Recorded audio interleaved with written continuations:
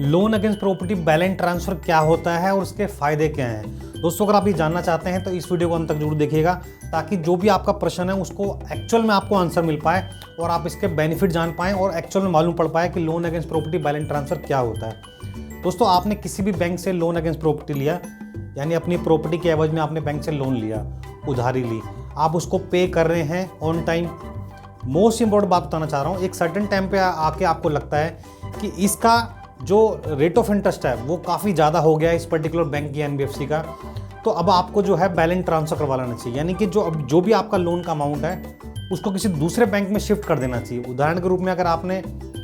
50 लाख रुपए का loan against property लिया और आपने जो है कुछ समय बाद जो है उसकी जो लोन अमाउंट है वो 40 लाख रुपए रह गया, तो 40 का 40 अमाउंट जो है वो दूसरे बैंक में शिफ्ट कर दिया जाए, और इसी को हम जो है बैलेंस ट्रांसफर कहते हैं। यानी कि loan against property balance transfer, जो भी आपका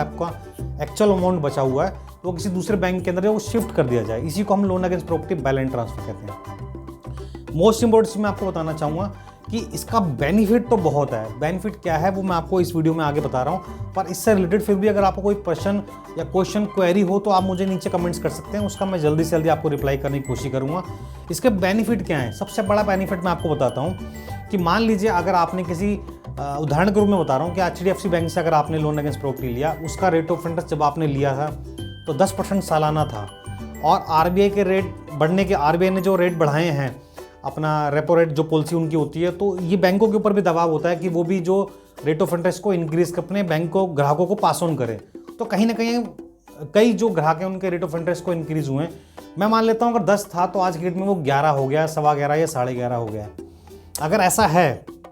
तो आप इसको बैलेंस ट्रांसफर करवा सकते हैं। अब आपके मन में प्रश्न ये भी आएगा कि दूसरा बैंक आपको सस्ते के ऊपर क्यों देगा? देखिए, अगर आप सही चल रहे हैं एचडीएफसी बैंक के साथ, बिल्कुल ऑन टाइम चल रहे हैं, तो दूसरा बैंक जो है चाहेगा कि वो ग्राहक हमारे पास आ जाए। सभी की सभी कंपनियां जो है मार्केट ज़्यादा एक्वायर करना चाहती हैं, अच्छे ग्राहक सभी चाहती हैं। तो कहीं ना कहीं अगर आपका रेट ऑफ इंटरेस्ट इंक्रीज हो रखा होगा और उसको आप बैलेंस ट्रांसफर करवाना चाहते हैं, तो दूसरा बैंक या एनबीएफसी कंपनी आपको कम रेट ऑफ इंटरेस्ट के ऊपर लोन प्रोवाइड करेगा। तो इससे होगा क्या, जो आपके ऊपर डेप्ट है यानी कर्ज है उसका बोझ कम होगा, क्योंकि कहीं ना कहीं जब ब्याज कम हो गया तो टोटल नंबर ऑफ अमाउंट जो आपने एक सर्टेन टाइम पे देने थे एचडीएफसी बैंक में, रेट ऑफ इंटरेस्ट अगर दूसरे बैंक से कम होता है तो वहां पर आपका जो कर्ज का बोझ है वो भी कम हो जाएगा। जब आप उसकी सारा गणित निकालेंगे तो कहीं ना कहीं आप देखेंगे जो एचडीएफसी बैंक का रेट ऑफ इंटरेस्ट के मुकाबले अगर जो भी कम दे रहा है, तो वहां से आपको जो है ब्याज का जो बोझ है उससे कहीं ना कहीं आपका कर्ज भी कम हो रहा होगा।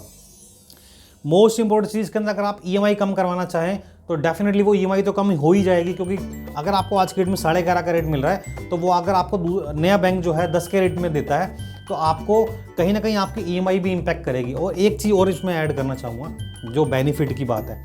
मान लीजिए अगर आपकी प्रॉपर्टी की कीमत 1 करोड़ है और आपने एक सर्टेन टाइम में 50 लाख लिया था, आज वो 40 लाख रुपया रह गया है, तो अगर आप इसके अंदर टॉप अप भी चाहते हो, यानी कि अगर 10-20 लाख रुपए आप एक्स्ट्रा भी चाहते हो, तो दूसरा बैंक आपको ये भी प्रोवाइड करता है कि मान लीजिए 1 साल 1.5 साल बाद आपको पैसों की और जरूरत पड़ी तो कुछ पैसे आपको और मिल जाते हैं, जिससे जो आपको आपकी जो भी नीड्स होती हैं उसको आप फुलफिल कर सकते हैं, समय के ऊपर बिजनेस को इंक्रीज कर सकते हैं, घर में कोई मैरिज है या आपने डेप्ट ही मैनेजमेंट करना है, तो कहीं ना कहीं